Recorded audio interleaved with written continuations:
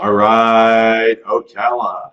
It's the Ocala Real Estate Channel. Glenn Stein here, Realty Executives on Silver Springs Boulevard. We're going to be talking about recession, inflation, our prices falling off a cliff in Ocala. We're going to talk about that. We're going to talk about average sales price, differences between now and what we saw maybe about 6 months ago, and of course in previous years as well. And we're going to take a look at some analytics here that I think are going to give you a little bit of clarity as to what's going on.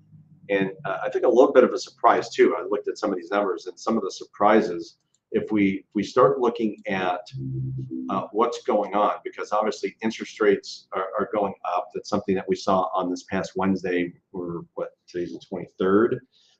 2 days ago, we saw the Fed say we're going to continue to raise rates. We know that interest rates are indirectly related and affected, and we know that real estate itself is directly affected by interest rate hikes. So we've seen interest rates go over 7%, and it looks like they're going to continue to go up over the next 6 months.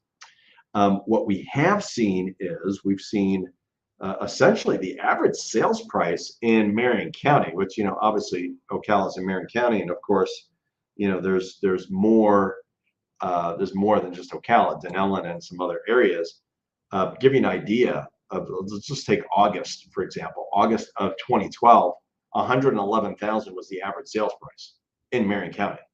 Like, we all should have bought like 20 homes each, during that time period. And of course, 2017, it jumps up to 161. 2019, before COVID, 188,000, and now big jumps up over the last couple of years. 299,000 in the month of August for 2022 is the average sales price for the home market. So just under 300,000.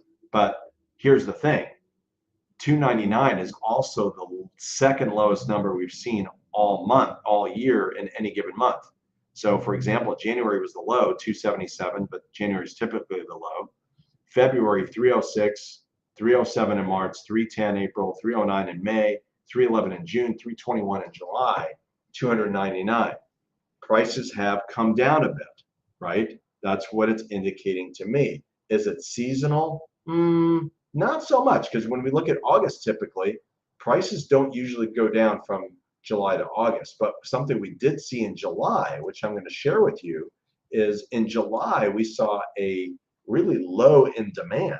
So really, June traffic was light. That was like the big turnaround.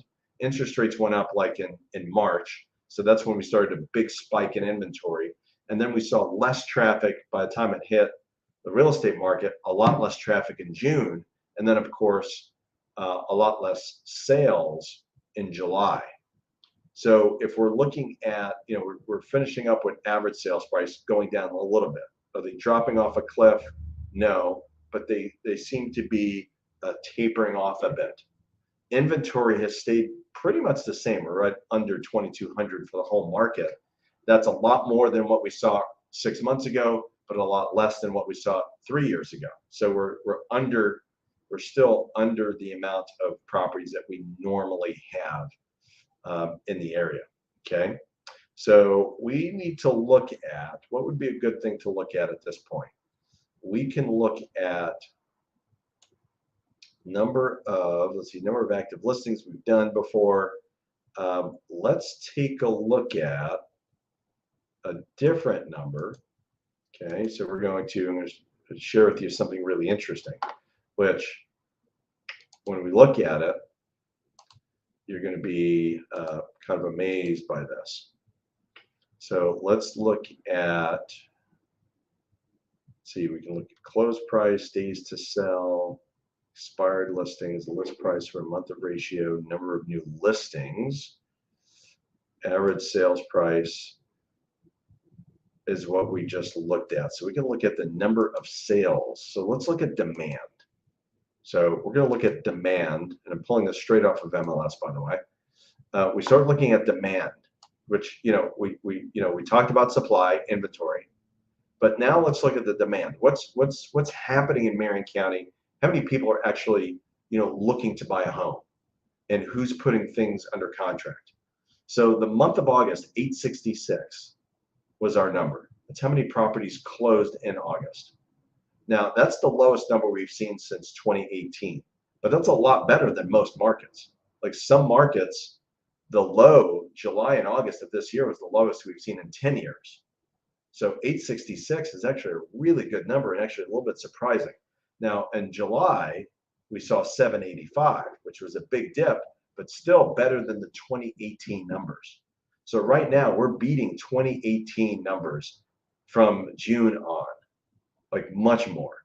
Like we're doing better. We're actually doing better than 2019 in Marion County at this point. That'll be interesting to see moving forward. But looking at the numbers, September numbers in 2019, 761, it's going to be interesting to see how many closings we have. So, you know, a recap is, you know, we're seeing less demand, but not significantly less, and a little bit surprising because Marion County is very dependent on interest rate. Interest rates are very sensitive in Marion County. So we saw tremendous demand last year, early part of this year. Demand has come down a little bit, but it hasn't crashed, and the prices haven't crashed. Those are the two takeaways. If you have questions, I'm Glenn. Please subscribe if you haven't, and like. That would be fabulous. And, you know, visit our website. But if you have questions, you can text me at 352-572-3796, 352-572-3796.